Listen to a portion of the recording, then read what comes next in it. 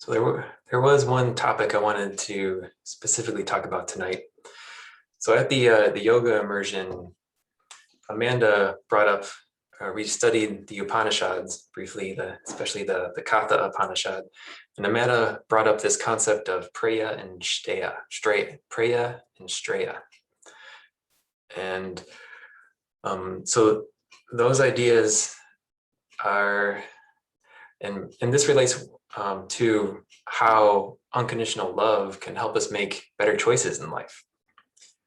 So the idea of Preya, I like to think of that as those compulsive behaviors that bring instant gratification to us, but ultimately are unhealthy in the long run. So this can be obvious things like drug and alcohol abuse, cigarette smoking, things that give us an immediate high or buzz, but when they're overindulged, they cause health problems for us. But even more subtle things like unhealthy relationships with people, even unhealthy relationships with work. Overworking can be a way it can be a compulsive way that we damage ourselves. Even over exercising can be a way. So these are all examples of that concept of Preya, where we have a choice we have to make. We can either do something that'll bring us an immediate burst of instant gratification, whether that's some kind of sensory pleasure, or we can choose the opposite, which is Streya, which is something that is healthy for us in the long term, something that brings us abiding joy. And so when I first read that Katha Upanishad, the commentary in it went into this big, long diatribe about willpower and discipline and self-control. And that's often, especially in more traditional spiritual paths, and especially in lots of translations of these sacred texts that are done by men, they're all very intellect focused, very mind focused, very, very thought focused. So focusing on willpower and self-control and discipline. And that works sometimes, but doesn't work for everyone. And when it fails, it often just usually just leaves us feeling worse about ourselves because we're not able to control ourselves and resist these temptations. And so an alternate approach to willpower for making better choices in life is to focus on loving ourselves. And this can be backed up by modern research from cognitive science. So there's one current model of how the brain works. It's called the modular model of the mind. And if you're interested in that, there's a book I talk about frequently. It's called Why Buddhism is True by Robert Wright. It's Wright, Robert Wright. It's an excellent book. It talks about a lot of research on the brain and how modern understanding of how the brain works supports a lot of what the Buddha was talking about and a lot of the tenets in Buddhism and Vedanta. And so one idea is this idea of the modular model of the brain.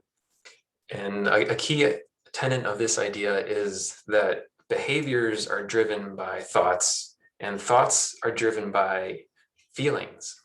And so when we have these urges to do something that we know is self-destructive, it's the reason that happens is because there's a strong feeling creating these thoughts that create this urge to do something to distract us from the pain. Usually there's a strong feeling of pain, often from a core emotional wound, that drives us to do these compulsive behaviors that we know aren't good for us. So has anyone had that experience where you're faced with a choice and part of you knows that it's not good for you in the long run, but you can't help but do it anyway? I know I've experienced that a lot. And when that happens, when we have that compulsion, to do something that we know is bad for us, that's because there's a strong feeling at the root of that, usually a feeling of pain. Like I said, often from a core emotional wound that's unresolved from our childhood.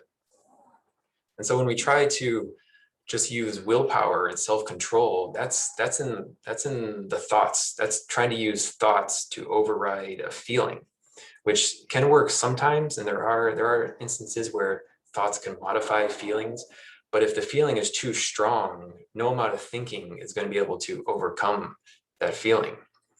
And so an alternate approach, rather than just trying to use willpower and self-control, is to focus on the underlying feelings. And so one part of that is if we feel like we have a lot of deep-seated pain that's still unresolved, then therapy can definitely help. And whether that's psychotherapy with a clinical psychologist or other healing modalities like Reiki or massage or energy work, whatever healing you feel called to is probably the right choice for you. It's different for everyone. And pretty much almost everyone can benefit from some kind of therapy, whether it's talking to a counselor or Reiki work or massage or whatever resonates with you.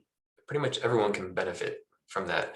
I've been working with a healer that I met at that breathwork retreat, and I've been continuing to work with her, and it's been very helpful for me in healing my core my core emotional wounds. So that's one approach, is to work on healing the wound that's causing the pain that's driving the compulsive behavior. But at the same time, we can try to strengthen an alternate feeling of love. And when we strengthen this other feeling, then that positive feeling of love will drive positive thoughts that'll lead to positive behaviors. So we can use this kind of twofold approach to address the feelings. We can work on healing the pain feeling and then boosting the love feeling. And so that's where these practices of love for ourselves come into play. So one example is that heart meditation that we just did. And we'll do another self-love practice in a little bit.